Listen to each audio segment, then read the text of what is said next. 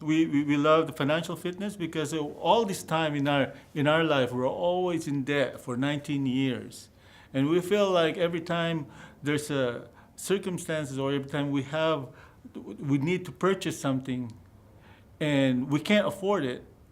The society is pretty much telling us you can't enter here, you're not allowed here, and that really put a bondage in everything that we do. I would say that it did add a lot of stress being under that kind of bondage to debt and not really having any way to think about how to get out of it. It seemed like sometimes you had to borrow more money to be able to take care of some of the debt.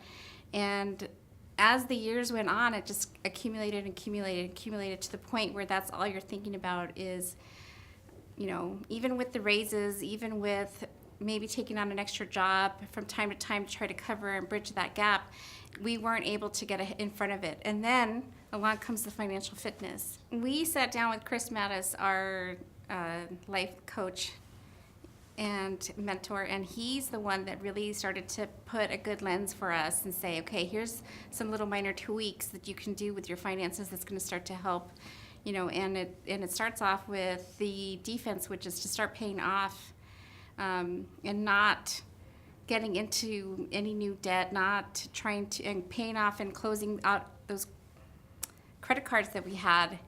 And luckily for us, it wasn't an overwhelming amount of debt where we were able to cover that in a year's time. So it felt really, really good to write off that last check.